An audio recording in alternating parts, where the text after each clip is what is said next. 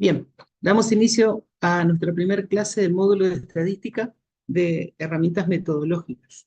En la unidad uno trabajamos sobre generalidades de la estadística en un sentido muy amplio. Eh, Haremos una breve introducción al estudio de las variables y proponemos una clasificación, cómo medirlas.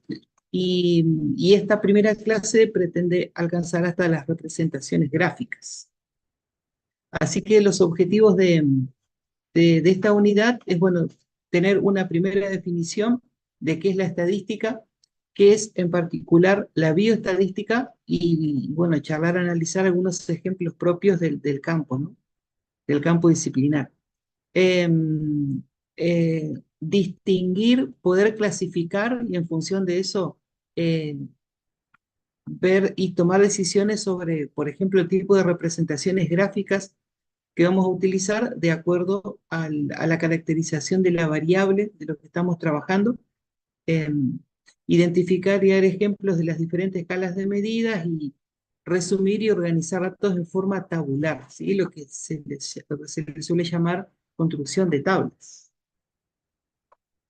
Bien, como una primera definición, pautamos entender la estadística como una ciencia aplicada donde la materia prima de la estadística, en principio, son los conjuntos de datos, ¿sí?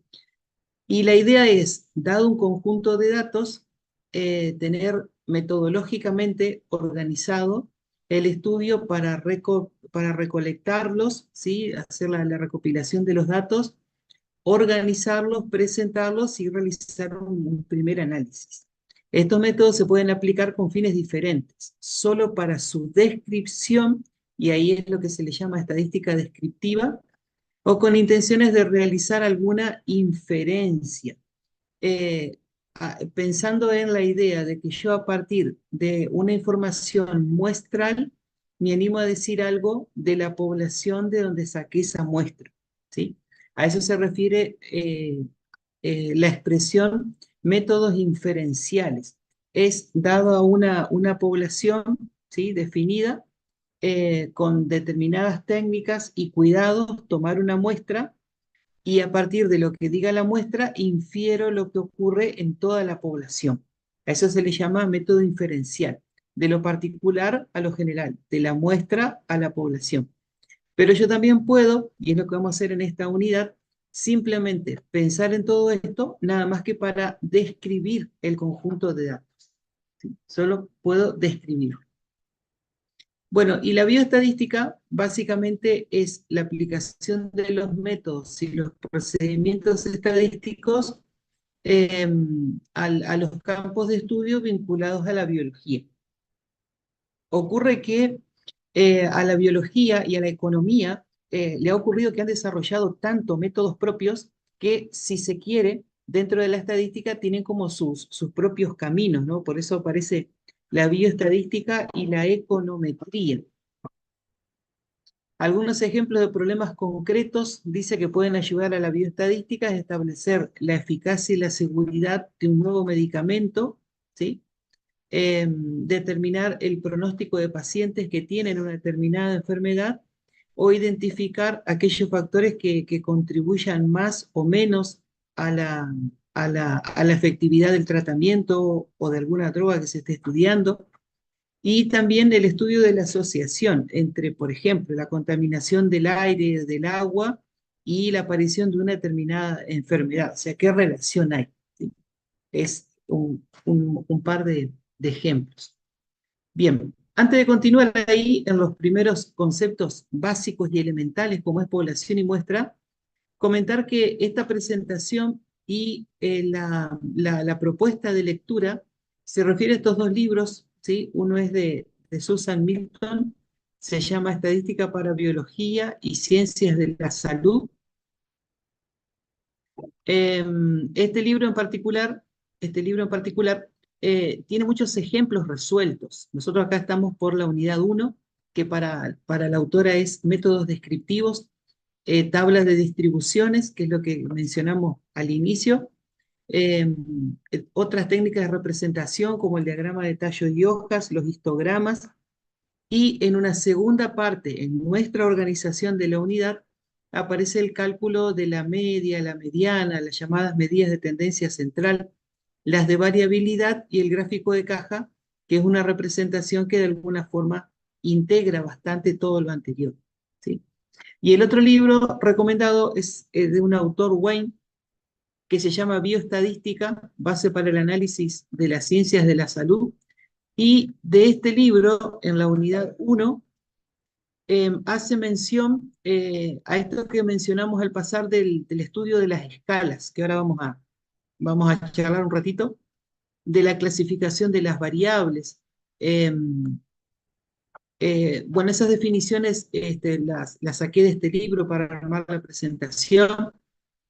Ahí aparecen los tipos de variables, los estudios, los ejemplos, las escalas de medición, que es lo que vamos a empezar ahora, ¿sí? Y van los dos libros sugeridos porque este tiene menos ejemplos resueltos y hace referencia mucho a cálculos, que en general nosotros pretendemos hacerlo, por lo menos en la calculadora o a la altura que estamos, por supuesto en un software, ¿sí? Acá, por ejemplo, se menciona a uno, creo que es el SPSS o el Minitab, uno de los dos, pero Minitab, ahí está, pero en ediciones viejas, ¿sí? Nosotros pretendemos sugerir el Excel como una primera herramienta que suele estar, ¿no?, en el grueso de las compus, o algún otro que vamos a ir presentando en el camino, como el Jamovi, que en verdad es el lenguaje de programación R, pero con una interfaz bastante más amigable para quien tenga un primer contacto, ¿sí? Bien. Bueno, para nosotros es elemental distinguir la población de una muestra. Eh, un comentario al inicio es que todo lo que comentemos, ¿sí? Eh, es a modo de introducción, es a modo muy superficial lo que comentamos al pasar. Por ahí el comentario es para alguien que tenga una formación previa en curso de probabilidad y estadística. Eh, este curso pretende tener un carácter muy introductorio, entonces vamos a ir comentando y puntualizando lo mínimo que necesitemos persiguiendo ese fin. Eh, y bueno, después en las clases presenciales o consultas o foros, por supuesto, podemos eh, ahondar un poco más, ¿sí? Si se necesita o quien lo necesite, ya sea por curiosidad o porque está haciendo alguna otra cosa. Bien, nosotros lo primero que hacemos en un problema de naturaleza estadística, de ser posible, se determina la población, ¿sí?, vinculado al problema de estudio que estoy analizando.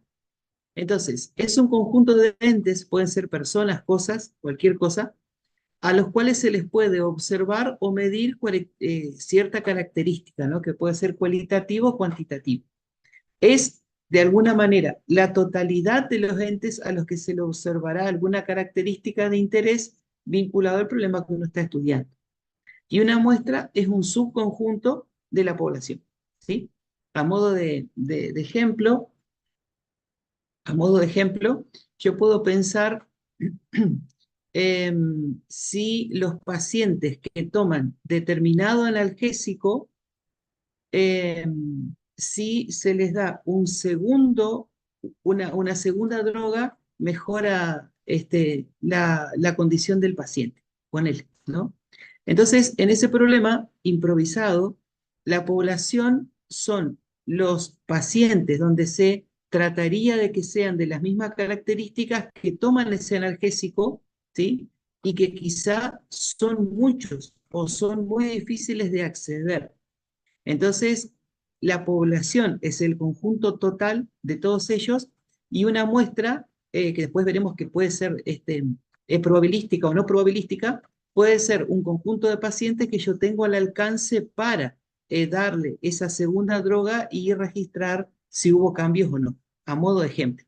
Entonces, la población es la totalidad de los entes que están vinculados al problema de estudio y una muestra es un subconjunto de ellos, ¿sí? Básicamente, en estadística, un problema bastante importante es cómo tomar una muestra, ¿no? Pero bueno, eso será parte de las discusiones que siguen en las clases. Cada elemento de la población es una unidad elemental, se le suele llamar así, o unidad experimental o unidad estadística, y una población puede ser finita, infinita o incluso no existir. Por eso dije que hay un montón de cosas y detalles ahí para seguir ahondando. Para no dejar tanto misterio, eh, en la medicina es muy frecuente que se quiera probar una vacuna nueva, una droga nueva, un método nuevo. Entonces, ahí como la droga es nueva, la población no existe. A medida que se va probando y experimentando en los pacientes, se va generando la población. En ese sentido nos referimos, ¿sí? Un ejemplo de estudio donde la población no existe, ¿sí? Bien, tiene dos grandes ramas la estadística, ya las mencionamos. Puede que yo pretenda solo describir un conjunto de datos y si no, puede que teniendo datos muestrales quiera inferir datos a la población. Ahí se inicia el estudio de los métodos inferenciales, ¿sí? Bien, dado un problema de estudio, lo que uno tiene interés es registrar alguna característica que cambie, ¿no? En cada individuo, por supuesto, si no, no tendría sentido, ¿no? Eh, a lo que le llamamos variables y estadísticas por la naturaleza de lo que vamos a aplicar. Bien, las variables estadísticas en principio se pueden clasificar entre cualitativas y cuantitativas. En términos muy generales, las cualitativas está asociado a cualidades, y las cuantitativas eh, se registran a través de números, pero también se tiene el criterio de que se pueda operar con esos números. Por ejemplo, una variable cualitativa podría ser la caracterización de si un paciente tiene determinado síntoma, sí o no. Esa es una variable de tipo cualitativo. Pero ¿qué ocurre? Yo podría, por comodidad, podría decir 0 a los que no lo tienen y 1 a los que no lo tienen. O sea, yo puedo usar números codificando. Sin embargo, no tendría sentido operar con esos números. Eso también ocurre en las encuestas que tienen eh, como objetivo medir el grado, eh, a ver, de acuerdo que puede tener un encuestado en esas escalas del tipo nada de acuerdo, poco de acuerdo, algo de acuerdo, muy de acuerdo, ¿no? Ahí, por ejemplo, mencioné al pasar 4 niveles. Yo los puedo codificar como 0, 1, 2 o 3, pero no tiene sentido operar con esos números porque lo que yo estoy etiquetando son estados, ¿sí? En cambio, las cualitativas puede ser la edad, por ejemplo, del paciente, ¿sí? Porque si un paciente tiene, no sé, 15 años y el otro 30, es válido operar con ellos y decir que uno es el doble que el otro. Y tiene sentido operar con ellos, ¿sí? O sea, decir que si un paciente tiene 28 y el otro 25, entonces tiene una diferencia de 3, ¿sí? Puede ser significativa esa diferencia. Y en los cualitativos no. Bien, las cuantitativas se pueden clasificar en discretas o continuas. Eso es, en términos muy generales, cuando yo estoy haciendo conteo de algo, cuando cuento 1, 2, 3, 4, 5, se dice que la variable es cuantitativa discreta. Y cuando yo mido algo, se dice que la variable es cuantitativa continua, en términos muy generales. Algo más formal de una variable continua sería decir que es una variable que toma cualquier punto en un intervalo de la recta real, ¿sí? O sea que puede caer en cualquier lado en términos prácticos, que tenga decimales, que no tenga, ¿sí? Que sea un número irracional o no. Y las discretas, en principio yo los puedo distinguir, ¿no? Puedo contarlos, 1, 2, 3, 4, 5, a eso se refiere. Bien, dado una variable de estudio, Y esta clasificación entre discretas y continuas, permítanme mirar un ejemplo, lo voy haciendo a través del ejemplo. Dice, un experimento consistió en contar el número de fallas registradas en la aplicación de un protocolo sanitario durante 50 días, dice, elegidos al azar durante un cierto tiempo. ¿Sí? Lo que veníamos charlando lo voy a ir llevando en este ejemplo. Bien, el experimento es aleatorio en principio porque un día determinado no se sabía cuántas fallas se iban a contar. Ahí está lo aleatorio, lo variable. Segundo, interesa registrar la cantidad de fallas. Entonces lo voy a hacer a través de números y operar con esos números tendrá sentido. Entonces estoy trabajando con una variable continua. Bien. Y el interés es contar cuántas fallas hubo. Entonces es cuantitativa discreta. Es cuantitativa discreta.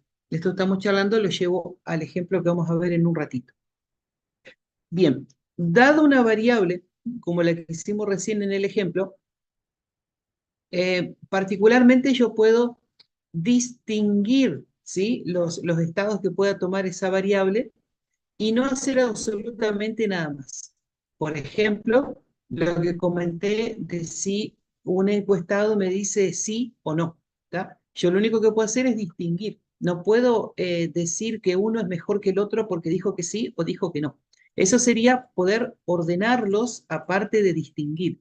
Un ejemplo es lo otro que comentamos al pasar de no está de acuerdo, algo de acuerdo, muy de acuerdo. Ahí yo puedo, aparte de distinguir, puedo ordenar, porque hay un orden natural en las respuestas.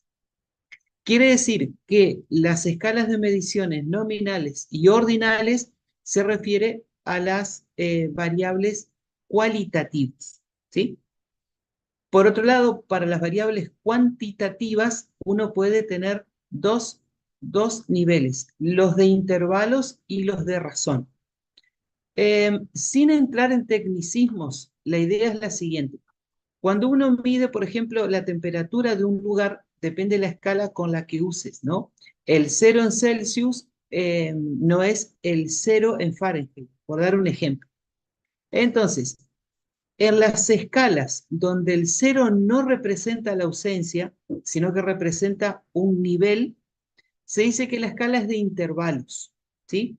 Y yo puedo calcular distancias de un registro al otro, pero, nuevamente digo, depende, para el ejemplo de la temperatura, el termómetro, depende del termómetro, serán los números que correspondan, ¿no? Bien, y las escalas de razón son aquellas en las que el cero representa la ausencia de lo que estoy registrando. En el ejemplo de la cantidad de números de falla, la escala es de razón, o sea que la variable es cuantitativa, discreta, medida en escala de razón, porque si yo pongo en un día cero, si yo pongo en un día cero, como ocurrió, por ejemplo, en este registro que está acá, lo que estoy diciendo es que no hubo fallas. No es un nivel de los registros que estoy tomando o según cómo lo estoy midiendo. No, estoy diciendo que no hubo fallas, ¿sí? Entonces el cero me representa ausencia de lo que estoy estudiando, ¿sí? Bien, en estas diapositivas que siguen, está un poquito más detallado, posiblemente en palabras del libro, lo que comentábamos recién, ¿sí? Eso está sacado y armado, decíamos, del libro de Ewen. Este es el que habla el que tiene la parte de las escalas, ¿sí? Eh, Recomiendo enfáticamente eh, darle una leída versión libro, ¿sí? Medidas y escalas de medición, escala nominal, ordinal, de intervalos, de razón, eso es lo que estamos charlando ahora. Entonces aparecen ahí unos ejemplos, ¿no? Escala nominal, el sexo, la raza, los grupos sanguíneos, el estado sanitario de un lugar. O sea, yo puedo solo distinguir entre un registro y el otro. Si aparte de distinguirlos puedo ordenarlos, entonces estoy en una escala ordinal. Nivel económico, nivel educativo, la preferencia, ¿sí? La escala de intervalos, por excelencia, es la temperatura y los calendarios es otro ejemplo clásico también, ¿no? Porque depende del tipo de calendario es cuando se celebra Año Nuevo, a modo de ejemplo. Bien, y las escalas de razón son todo, fíjate que está todo lo vinculado a la medida. Longitud, peso, tiempo de reacción, ¿sí?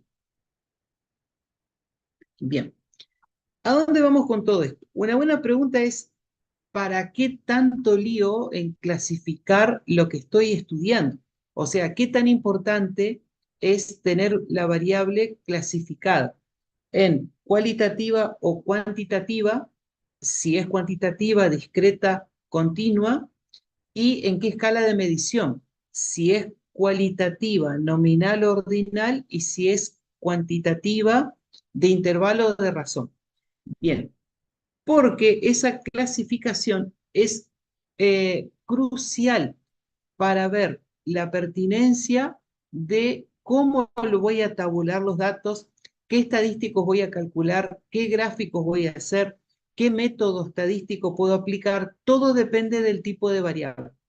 Por eso, tener como base la clasificación de las variables y una propuesta de escalas de medición es elemental antes de empezar a decir, recordarán seguramente de la escuela media, calcular la media, la mediana, la moda, el desvío, hacer un histograma, un gráfico de barra, todo eso depende del tipo de variable con el que se trabaja.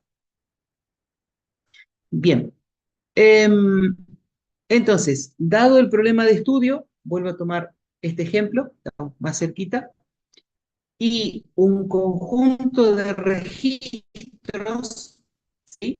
La pregunta es, bueno, ¿cómo puedo yo ordenar, organizar, presentar esos datos? Bien, básicamente nosotros vamos a tomar tres grandes caminos. En forma de tablas, ¿sí? Los registros tabulares, que lo podemos hacer ya, registros numéricos, que ahí entra la media, la mediana, la moda, según el tipo de variable, y registros gráficos, ¿sí? Que también depende de la variable, es el tipo de gráfico que vamos a utilizar. Ok, la idea de ser una tabla de frecuencias tiene que ver con esto de ordenar, clasificar y contar, ¿sí? Eh, bueno, ahí está la definición de las frecuencias que vamos a usar, pero pretendo ilustrarlo rápidamente en el ejemplo mismo, ¿sí? Em, Recordamos la problemática. Un experimento consistió en contar el número de fallas registradas en la aplicación de un protocolo sanitario durante 50 días elegidos al azar, durante un cierto tiempo. Los valores resultantes del conteo fueron los siguientes, y acá me dan el registro de los 50. ¿Sí?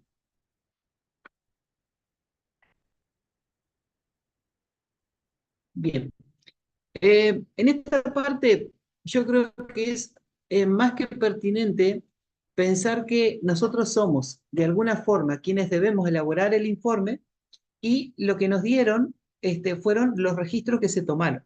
Entonces, una manera bien práctica de entender por qué es importante esto de la clasificación de la variable y en función de eso, de qué voy a hacer después, es pensar en la idea que si yo tengo que contar qué ocurrió en el estudio, mi respuesta naturalmente no puede ser 10 fallas, 8 fallas, 6 fallas, 3 fallas, 9 fallas, 7, 5, 4, 6, 9. Es obvio que yo no esperaría que me digan eso. Yo esperaría que me digan, por ejemplo, cuál fue el máximo número de fallas registradas, hubo algún día que no se registró fallas, entre qué cantidades estuvo la mayor cantidad de registros. Es el tipo de preguntas que yo haría, ¿sí? Bien, lo hago acá a mano para entender qué es lo que se hace, pero insisto que la invitación será un poco indagar el uso de software según los conocimientos, la base que tengan en general. Nosotros por ahí vamos a ir comentando, decíamos, el Excel y algo en R, posiblemente con la interfaz Jamovi, pero no es la única. Por ahí el RStudio también es como muy conocido. También se puede hacer en Python, hay un montón de programas, incluso gratis online, tenés un montón de programas para hacer. Todo lo que nosotros haremos es muy introductorio, así que no van a tener problema con eso.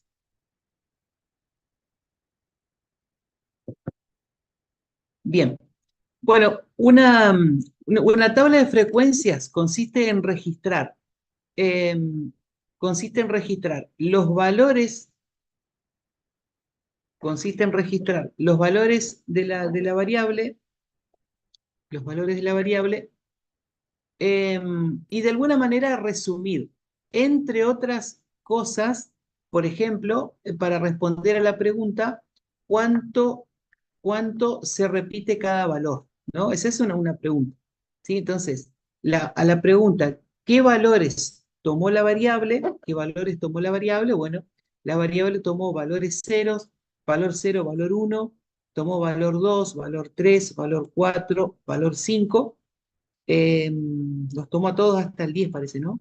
6, 7, 8, 9, 9 y 10. ¿Sí? Lo estoy diciendo acá a modo de ilustración porque es la primera vez, pero no es la idea, si el conjunto es grande, tener que hacer esto a mano, ¿no?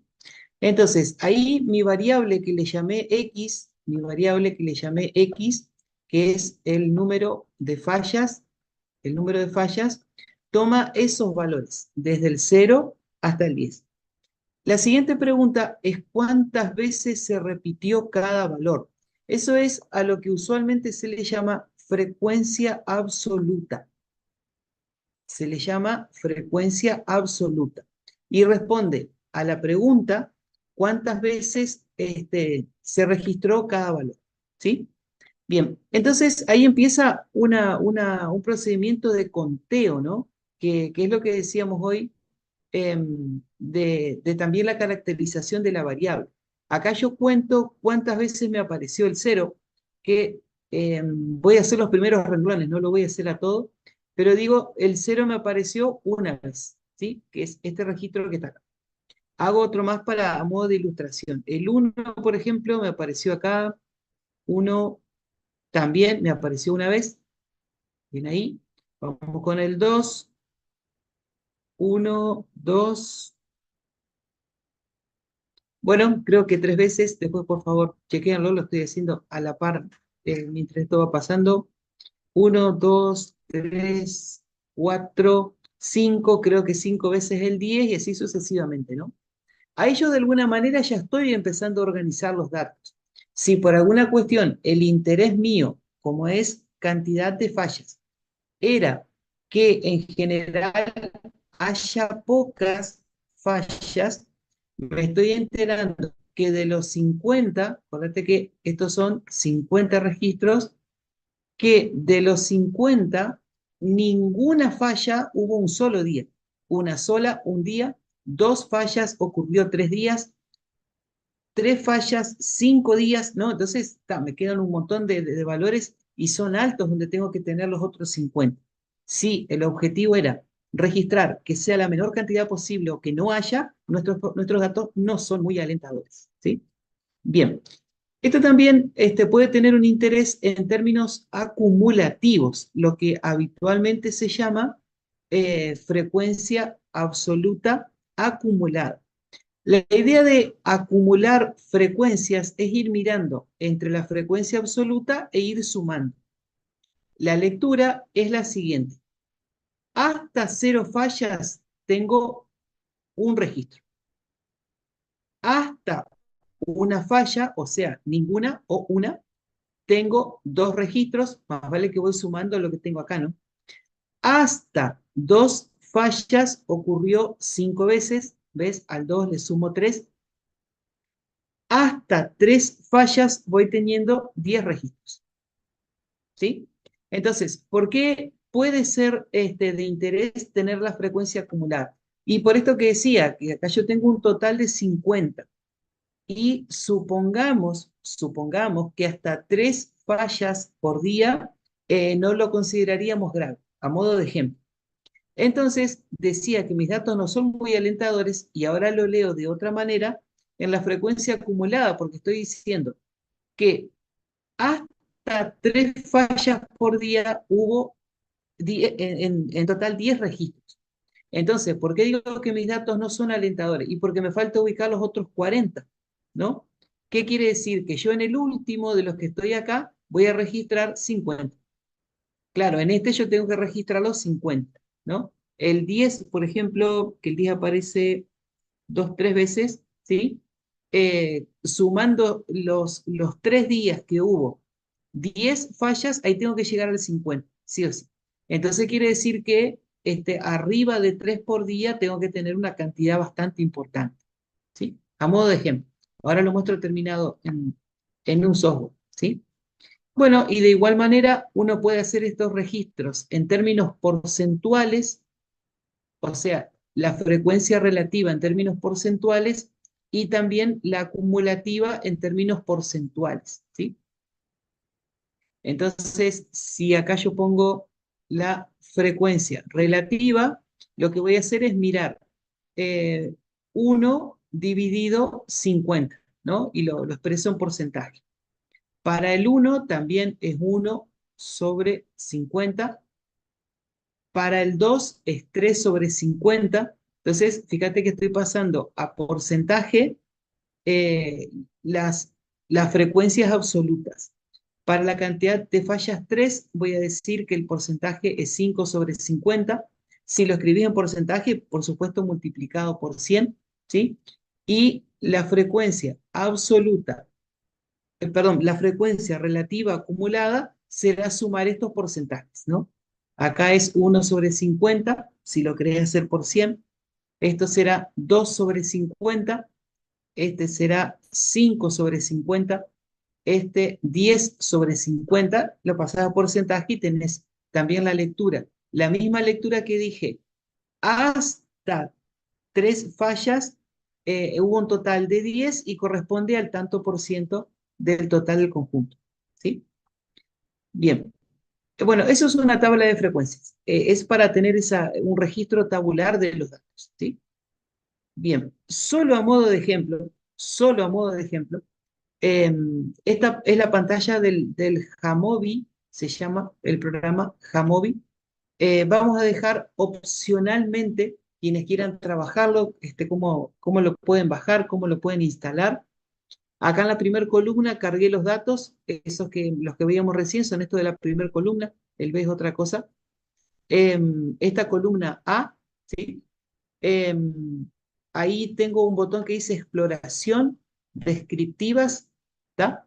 Ahí elijo la variable fallas, la traigo para acá, marco ahí, tabla de frecuencias y todo ese trabajito que hicimos recién a mano, acá lo hace el software, pero menciono el Jamovi porque es uno de los que proponemos por lo sencillo que es usarlo, pero lo pueden hacer en cualquier software, ¿sí?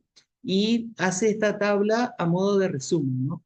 Los posibles valores de la variable, fue lo que hicimos nosotros, ahí aparece el conteo, acá, mirá, en el 3 me comí 1, me cuenta 6, o lo cargué mal, una de las dos puede pasar. Ahí lo pasó en términos porcentuales y acá pone los porcentajes acumulados. Ven que el último llega al 100 de estos, ¿sí? A modo de ejemplo. Bien. Bueno, esto es usual encontrarlo en los libros como tabla de frecuencias simples, porque a los datos, así como está, como tengo muchos repetidos, los puedo contar, ¿sí? Por eso se habla de tabla de frecuencias para datos no agrupados o datos simples.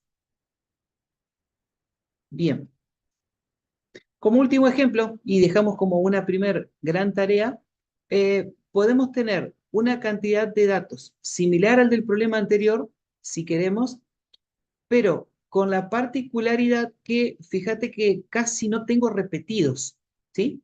Dice, se seleccionó en un proceso de fabricación 40 equipos y se llevó a cabo una prueba en condiciones particulares para determinar la duración de las baterías. Está midiendo, ¿sí?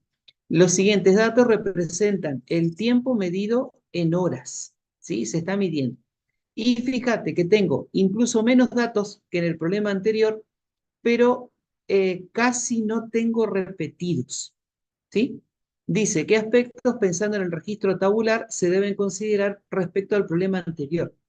Claro, ¿por qué? Porque si yo quiero armar una tabla igual que hice con el problema anterior, me voy a encontrar con el escenario de que la gran mayoría de los registros van a tener frecuencia absoluta 1, 1, 1, 1, 1, 1, 1, porque casi no se repiten.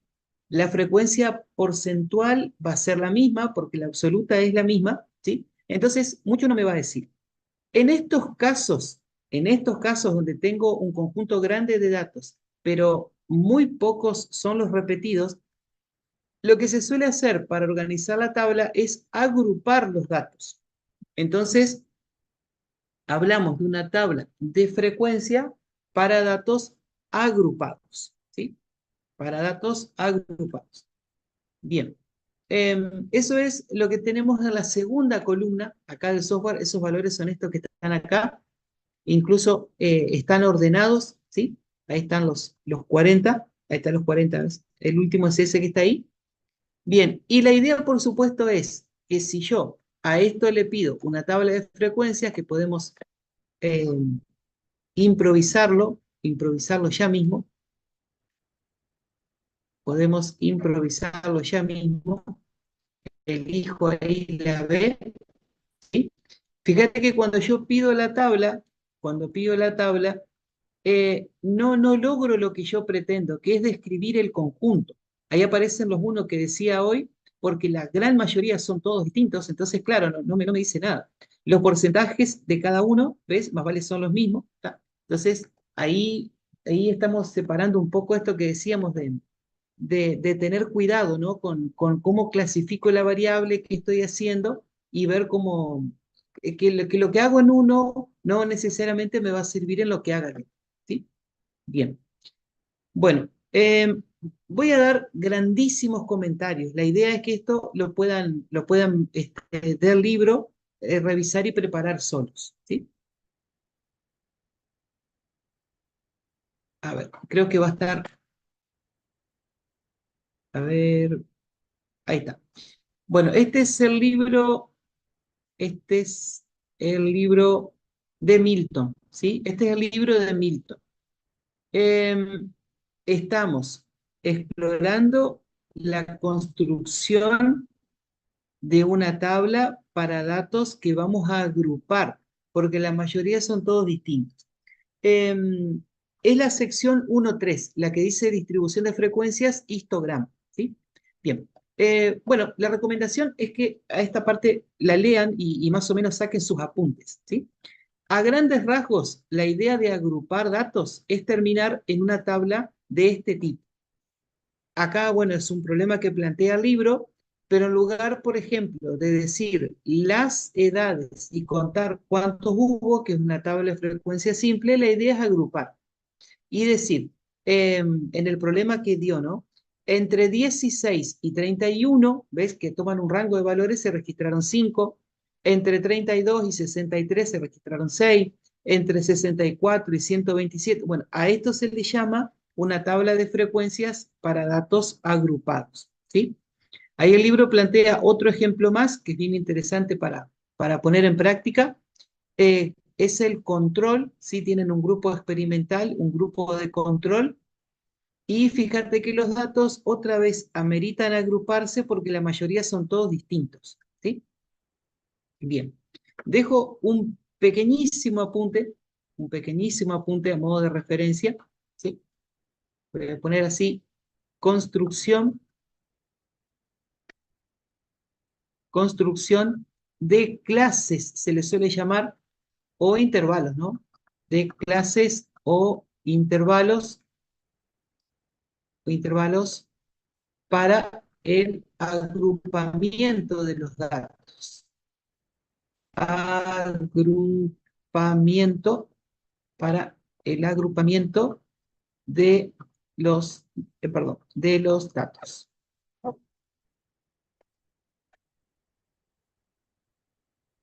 Para el agrupamiento de los datos. Bien. También lo vas a encontrar como construcción del histograma, porque el histograma es el gráfico pertinente para una variable cuantitativa continua, ¿sí? Es como que mayormente se lo usa para eso. Hay otras excepciones, por eso dije hoy algunas cosas las vamos a comentar con los objetivos que nosotros queremos del curso, pero en todo lo que venimos charlando siempre habrá para ahondar alguna excepción o algún detalle. Construcción del histograma. Construcción del histograma. Bien. Bueno, el histograma eh, em, para redondear la idea tiene que ver con, si lo tengo hecho por acá. Ahí está. Ahí está. El histograma es este gráfico. Es este gráfico.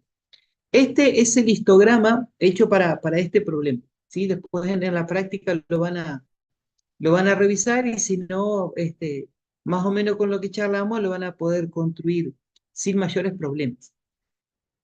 Fíjate que los datos no están puestos uno al lado del otro, sino que estas barras, ¿sí?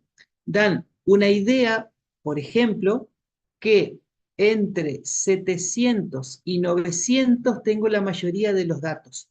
De eso estamos hablando. Que de 700 para abajo tengo menor concentración, particularmente de 6 a 650, y que de 900 a 1000 tengo otra menor concentración, si se quiere, para datos grandes. Entonces es como que caracterizo que entre 700 y 900 tengo la mayoría, por dar un ejemplo, ¿sí? Que la mayor cantidad de registros es 7, fíjate la altura de las barras hasta donde llega, ¿sí? A modo de ejemplo, a este gráfico se le llama histograma.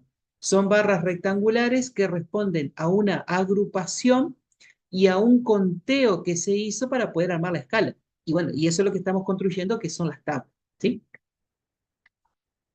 Bien. Bueno, para hacerlo acá, después por ahí podemos dedicarle alguna clase puntual si alguien opta por usar este software Jamovi, si no, eh, pones, no sé, en YouTube, donde vos quieras, puede hacer en cualquier software. Lo que solo muestro es la cuestión conceptual, ¿sí? Esto requiere un par de comandos. Hist es el comando, si lo vamos a hacer con el Jamovi, y el nombre del archivo, ¿no? Data es el archivo, que no le terminé de poner nombre, el signo pesos y la B mayúscula porque se refiere a esta variable B, ¿sí? Bien, está, y con eso te sale el histograma. La idea será ordenar los datos de menor a mayor. La idea será primero ordenar los datos, ordenar de menor a mayor, porque eso es lo que yo voy a ubicar en el eje, ¿no? Ordenar de menor a mayor. De ahí voy a distinguir cuál es el mínimo y cuál es el valor máximo, ¿sí? A esa diferencia del máximo y el mínimo tiene un nombre, se le llama rango, rango de la variable, rango, la diferencia entre el máximo y el mínimo, ¿sí? Bien, o sea que el rango es esta longitud, ¿no? Del 600 al 1000. Acá tengo un rango de 400.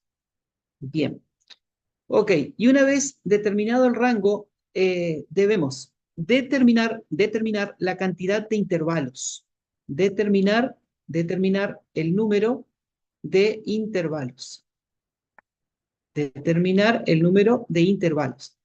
En el software, fíjate que hizo 1, 2, 3, 4, 5, 6, 7, consideró 8 clases. Consideró 8 clases. Déjame ir anotando acá al costadito cómo fue para nuestro ejemplo, ¿sí? En nuestro ejemplo, el mínimo es 600 y y el máximo ahora voy a mirar, creo que es 1000, ¿sí? El rango porque a veces lo redondea el software, ¿no? A veces lo redondea. Ah, ¿ves? 606 el mínimo. 606 y 995. 606, ahí está, y 995. Entonces el rango es 995 menos 606. Eso es lo que te dé ese número, es el rango. Bien, el software, te pongo acá, software, el software eligió 8 como cantidad de rectángulos, ¿sí? El software eligió 8. Entonces, ahí nos enteramos cuál va a ser la amplitud de cada intervalo. Esto lo estoy haciendo a modo de resumen. La sugerencia es que lo lean del libro. La amplitud de cada intervalo es el rango dividido la cantidad de intervalos que vos querés, ¿no? Acá el software eligió 8. Ahora voy a hacer un comentario muy rápido de eso. Bien, y ahí empieza el conteo. Porque una vez que vos empezás a saber la amplitud de cada intervalo, una vez que empezás, que conoces, digo, la amplitud de cada intervalo, pongo acá, inicia el conteo. Inicia el conteo. Claro, porque al mínimo lo voy a tener acá, al mínimo lo voy a tener ahí, esto lo hago muy esquemático, ¿sí? Al máximo lo tengo por acá, claro, y una vez la amplitud, vamos a poner ahí amplitud, una vez la amplitud me lo determina hasta acá. Ahí tengo 1, 2, 3, 4 y así hizo el software, ¿no? Y entre ese valor y este valor cuenta cuántos tenés. Cuenta cuántos tenés, ¿sí? A modo de ejemplo, no sé cuánto te va a quedar. A modo de ejemplo, desde acá hasta acá voy a tener 3. ¿Ves que estoy haciendo lo que ya veíamos terminado en el libro? De tal valor a tal valor, no sé, contaron 4. De tal valor a tal valor, cuento 9. ¿Sí? Entonces ahí lo que se me forma es una tabla en clases donde yo digo, de tal valor a tal valor, de tal valor a tal valor, conté tantos, ¿sí? Frecuencia absoluta 1. Bien, de ese valor al siguiente, conté tantos, que tengo la segunda frecuencia absoluta. De ese valor al siguiente valor, y ahí lo que me voy haciendo son los intervalos, ¿sí? Algunos detalles. En general, uno cierra, recordarán que el corchete significa que se lo incluye a este valor si yo lo encuentro, y el paréntesis que no lo incluye, ¿sí? Es un criterio. Cerrar a izquierda, abrir a derecha, ¿sí? Entonces ese mismo número lo vas a tener acá, ¿no? Pero si te aparece el valor, lo vas a incluir en esta clase y en esta no. ¿Ya? Bien, y en el último, claro, vas a tener que cerrarlos a los dos porque no tenés otro más si te llega a aparecer el XN que te aparece ahí, ¿sí? A modo de ejemplo. Bueno, así se arma la tabla para datos agrupados y esto es el trasfondo de lo que hay para después empezar a levantar las barritas como vimos ahí en el gráfico, ¿sí? A esto lo dejo hecho por la mitad.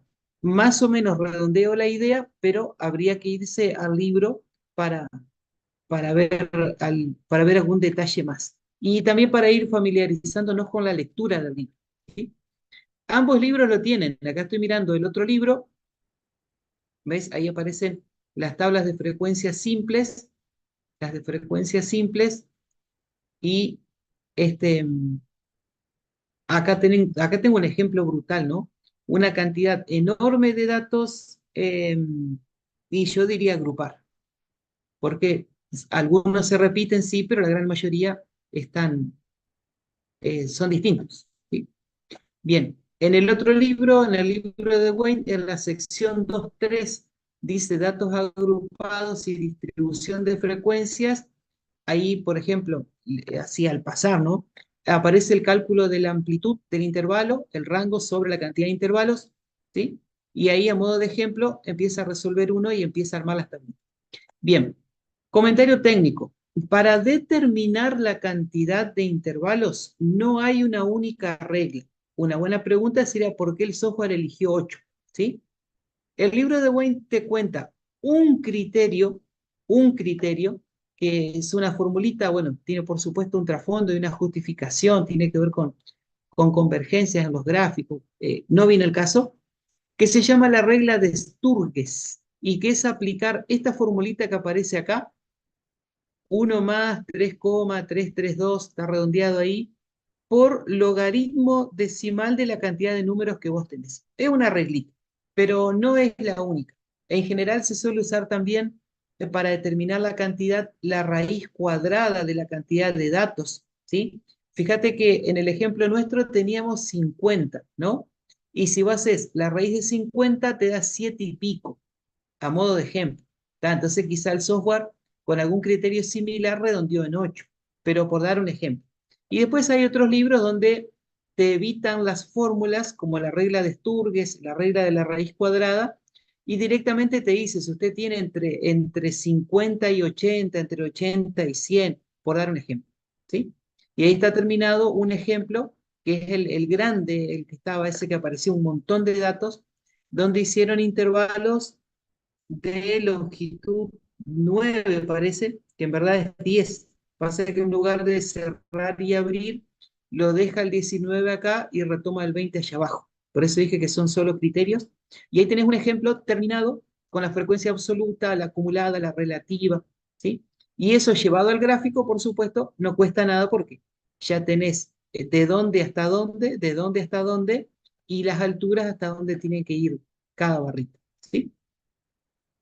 Bien, bueno, para cerrar toda esta primera parte, vinculado a las generalidades, variables, clasificación de variables y registros tabulares, y algo de gráficos, queda solo eh, repetir esto, ¿no? Que depende la clasificación de la variable, es el tipo de gráfico y la forma en que voy a organizar la tabla, ¿sí? Em, Tener mucho cuidado con eso. Entonces, ahí pusimos, ¿no? ¿Cuál es el sentido de una representación gráfica? Dice, permiten a través de la impresión visual presentar datos facilitando la comunicación, claro, y la descripción visual. Pueden resultar más fácil de leer que las tablas. Puede ocurrir que proporcionen menor detalle. Claro, porque yo con las tablas tengo específicamente las cantidades y los porcentajes, por ejemplo, y en los gráficos tendré que decidirme en el eje de las Y, o pongo cantidades o pongo porcentajes. ¿Sí? Bien. Bueno, y después en general, respecto a los gráficos, esto también les queda para mirar un poco del libro o googlear, porque son cosas muy, muy elementales e introductorias, que si la variable es cualitativa, se usan las barritas simples, que es como el histograma, pero las barritas separadas, porque los datos no se agrupan, ¿sí? Hacer barras proporcionales a las cantidades, poner una barra arriba de la otra, lo que suele llamarse barras agrupadas, cuando yo comparo, por ejemplo, em, si dijo que sí, si dijo que no, y de la ciudad de donde es, ¿no? Entonces, cuando yo me paro en un nivel de la ciudad, en la ciudad tal, los que dijeron que sí tanto, los que dijeron no tanto, una barrita arriba de la otra, por dar un ejemplo. Los diagramas sectoriales es el llamado gráfico de torta o de sectores, ¿sí? Si la variable es discreta, se repite las barras simples, se lo puede utilizar. Y si es continua, se puede hacer un histograma, un polígono de frecuencia. Algunas cosas vamos a ir avanzando ahí en el camino, ¿sí? Dejo otra referencia más. Esta es recontra opcional. Lo googleás así como está. Se encuentra en ese material de la Universidad de Málaga, que no lo ponemos como material sugerido oficialmente porque por ahí también se va mucho a las cuentas a mano y nos va a hacer perder tiempo, ¿sí? Y por último, dejo ahí algunas referencias también opcionales, por ahí para ir mirando un poco más sobre las tablas, las variables, lo que se charló en esta primera clase.